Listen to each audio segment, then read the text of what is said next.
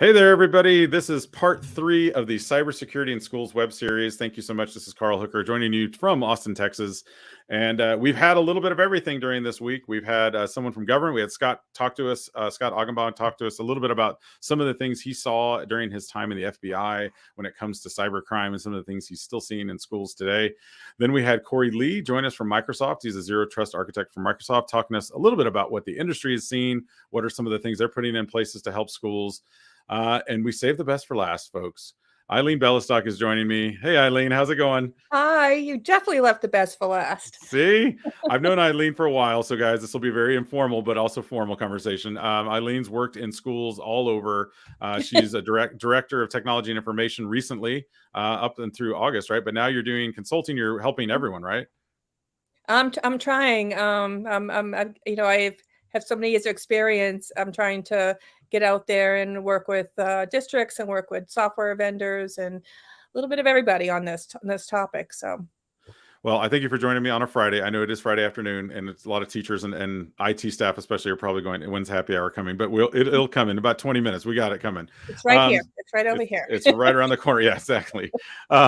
So let's go back to your time in school. So, what were some of the things that you saw? Like, what were some attacks or cyber attacks, or I guess cybersecurity concerns that you had to deal with quite a bit during your time in schools? And then the next question after that will be, of course, what are you still seeing out there that seems to be most prevalent? Sure.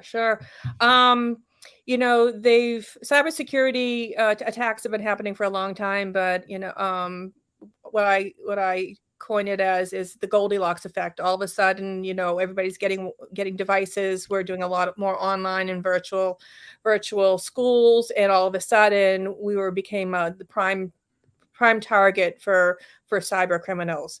And unfortunately, it came so fast for so many districts. They weren't necessarily ready for when this happened. A good example is, there's a couple of things. It's, passwords are the same for all their user accounts, and they're all listed on the side of their computer tower. On a sticky note that's very clear to see. Yep, so that everybody can see them. We used to have a lot of remote access into schools, so teachers could print off all their Monday morning worksheets from home and have it get on the network printer.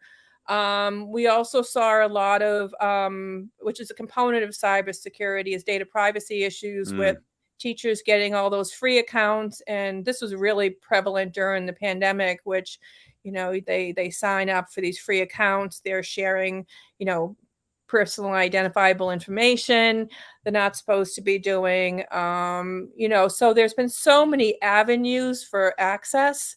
Another one is even servers. I remember when I first I was a high school principal before I became a CTO, but the server room was where all the data was kept, and on-prem.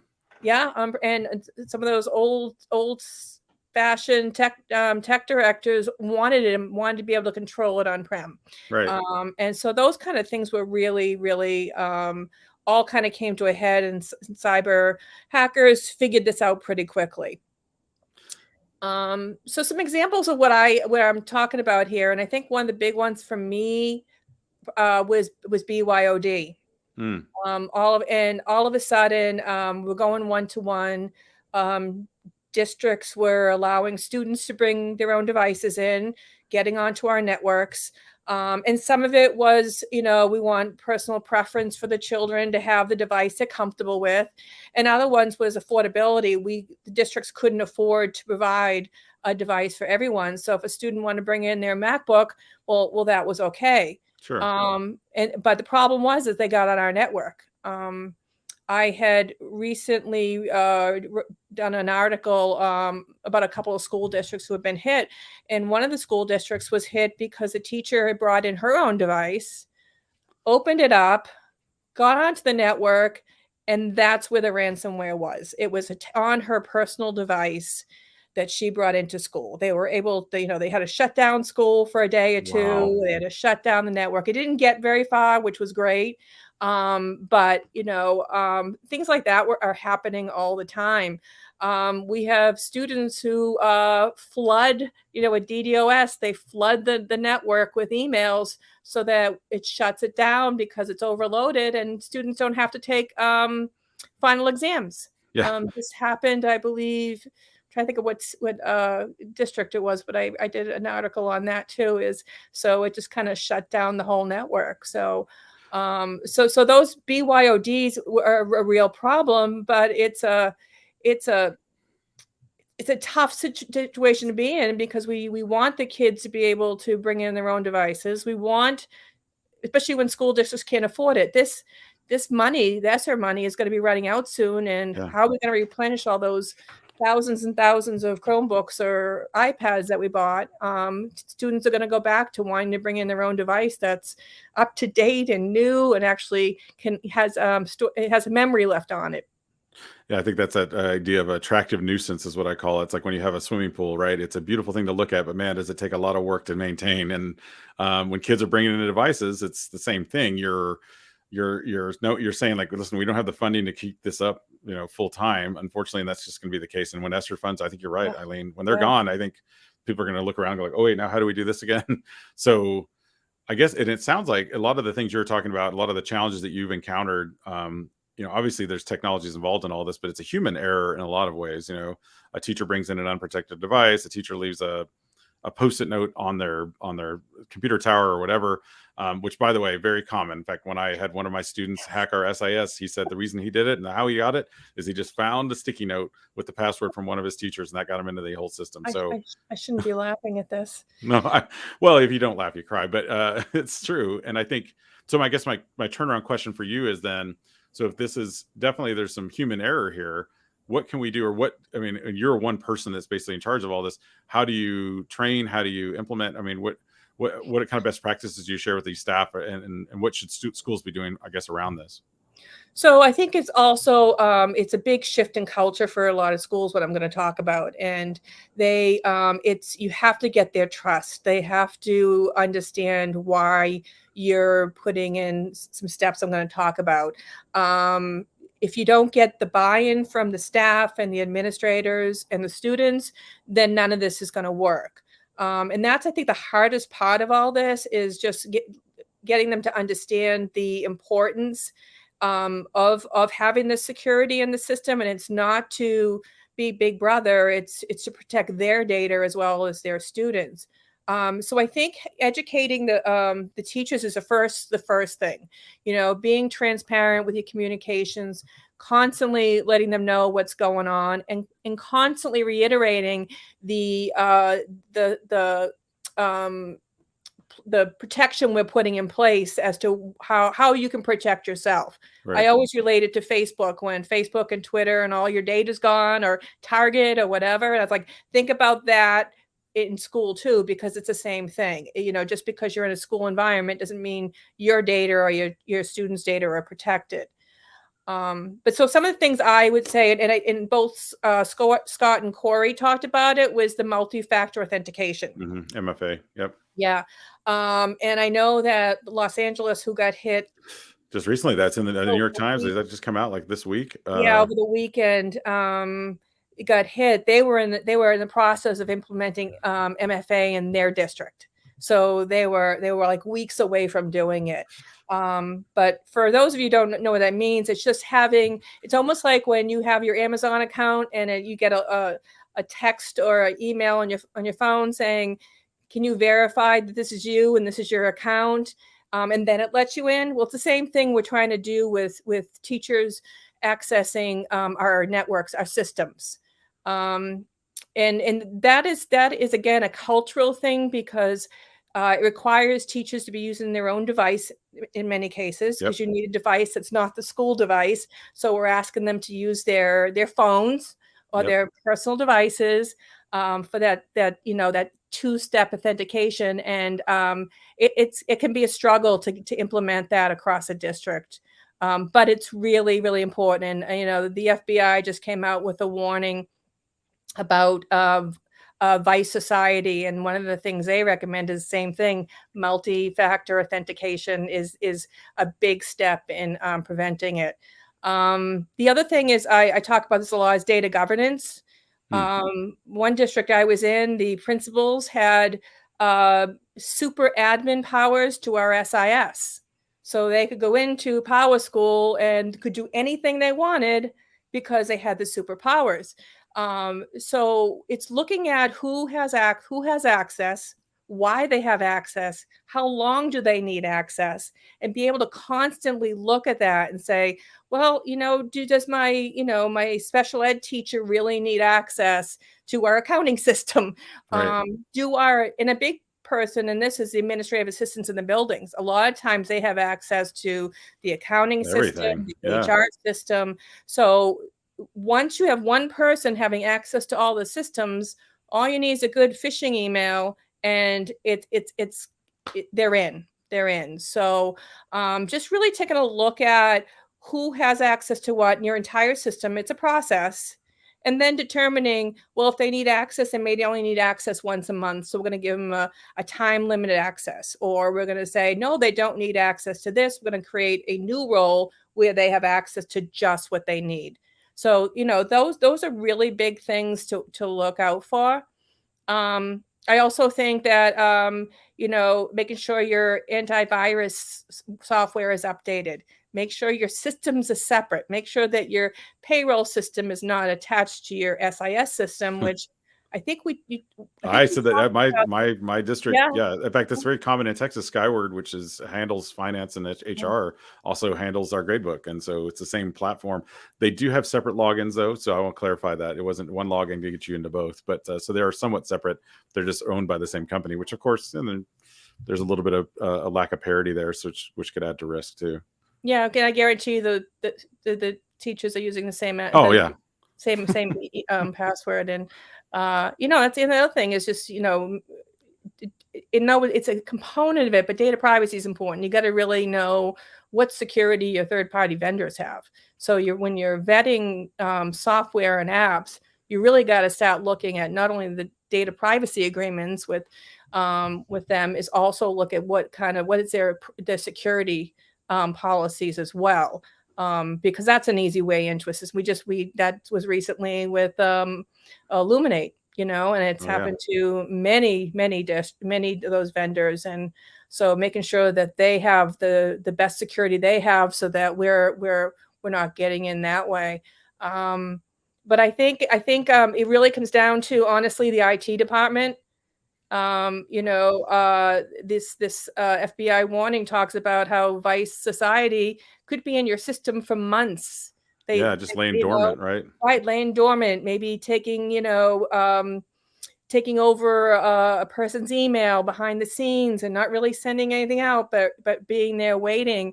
And the IT department is the key to, network trafficking, keeping your network separate, having your backups offline, not on-prem. Right. And making sure you have a really good crisis plan, making sure that when it happens, who's called, who does what is the process, and how long is it going to take to get your network back up. LA, they were in school the next day. Yeah. But I was on a CETA cybersecurity meeting yesterday, and what happens if the dairy company gets hit, or your HVAC system gets hit, or it's just so I think it's going to happen in some way, fashion, other, whether it's very small or very big. But I think having that crisis response plan is key to being able to cut them off from going any further than they want to. And it sounds like you said this at the very beginning. Communication, I think, is probably the key to any of this. So a lot of times, and I think Corey mentioned this yesterday, he was talking a lot about how this is the IT department, but now it's kind of made its way to cabinet. Now cabinet's starting to become a little more aware. School boards are starting to become a little more aware. I mean, as we're all getting more and more technologically advanced and more reliant, I would say, on technology, it would make sense that schools would also kind of be aware of this. So how do you, what's that plan look like? If you had to sketch a quick little, and this is on the fly, but let's say you're a school district is like, where do we even get started? I mean, crisis plan, what do we do? So we just tell the IT guy to check it out, or like what would be parts of that plan? Would you think there's some preventative parts of it too, like before the crisis happens, like here's some things you should probably do?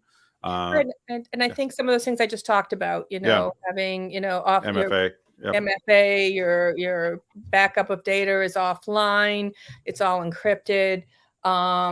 You have, that data governance where, only give people access to certain things. Getting them to understand that, and nothing against Google, but Google doesn't mean it's secure. yeah. That's and interesting. This has come up a few times in conversations with people. Is your MacBook and your iPad and your iPhone are not secure? They're just But because they're Apple. They're Apple. We I don't. know, I We don't know. get any viruses. What are you talking about? Come on. I just had this conversation with someone, and they're like, doesn't work that way. Everything's in the cloud these days. Um, but I think, and I think it's just awareness of what's going on. But yeah, definitely have those steps in place, and then much like you do when you have a school shooting or a medical emergency or something, sit down with it, have a team, and sit down and say, okay, so these are the different scenarios. This is who gets called. This is what we do. This is what happens next, and this is how much it's going to cost us. Yeah. Because what people don't always think about is the manpower that your IT department is working basically 24/7. At that point, yeah. At that point, right? It could be up to 2 weeks they're working way overtime. And one of the things you have to be very, very cognizant of is your payroll system. Payroll kind of runs the district. Your financial system runs the district. Have an option where you can run payroll offline or Interesting. Okay. someplace else. One district I worked in, they had payroll. Their accounting system was on a server in the back room. They were on-prem. So if the lightning bolt strikes that thing, no And redundancy. Yeah. it has happened, trust me. So making sure that you can get your bills paid, making sure teachers can get paid is critical to the operation. Students can come in and work in textbooks.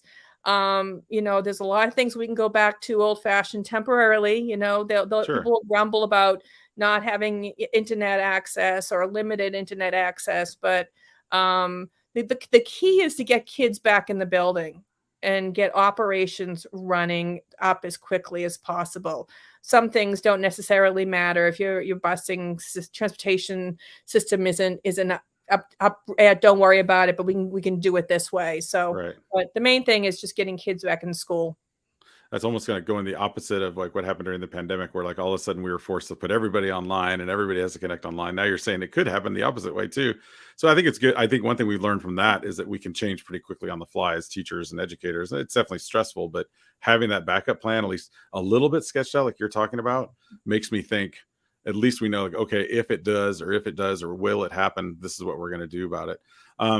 You mentioned earlier a little bit about data leakage, like with third-party companies, and you're right. A lot of people just started signing up for platforms, whatever. What kind of processes should schools be putting in place when it comes to because I feel like sometimes curriculum, and I don't know if this happens where you're at, but I've worked with a lot of schools where the curriculum department maybe sees something, an app or a publisher or somebody that they love, and they sign the check. And then it arrives on your desk and you're like, wait a minute. I haven't even looked at this to see if it's interoperable with our systems, with our devices, much less the data privacy part of it. So where in that process should IT get involved when it comes to onboarding of an application or a software or a publisher like HMH or Pearson or something? As soon as that first call is made to the company, like you should be on that call. IT department should be in it right from the beginning. We're not just about the information side of technology. We're also about the instructional. So we do want to know about interoperability. We do want to know about rostering. We do want to know how people are going to sign on to it and things like that. And in some cases, we already have products there that are already doing that work. We're just not utilizing it. Especially SIS systems have amazing components to it that a lot of districts are buying a nursing program or a special ed program when there's already pieces of it in the system, and keeping things close is much better than having multiple sign-ons to different accounts. So That is I think leadership. I think if you have a really strong superintendent who considers the IT director to be part of the cabinet, I Yep. think those conversations are happening early on. Unfortunately, that's not always the case, and it's always like, yeah, well, it's not going to roll out for September because we just got involved and you didn't think about these 5 things. We never want to say no. And the first thing I do is I call up and talk to them about their data privacy and how are we rostering, where is that data being kept. But yeah, I think we got more involved during the pandemic. Yeah. In some cases, Seat at the table. Yeah. that model is continuing to grow. In some cases, depending on change of leadership, it's going back to the old way.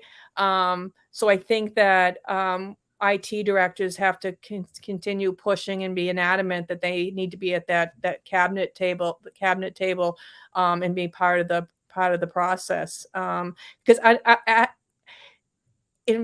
inevitably we are the final decision Right. when whether a product gets on our gets in, a software gets into our system, because if we don't approve it and we're not involved with it, it isn't going anywhere. So you might as well get us in there early. Yeah, and I think we sometimes you talk about not saying no, but a lot of times ITs are seen as the department that says no, and it's for a reason. I think you figured out a way, kind of like how to say that with. I always say no with pillows, like it's a softening blow. Like, yes, no for now, but here are the things that you could do to maybe work your way toward it.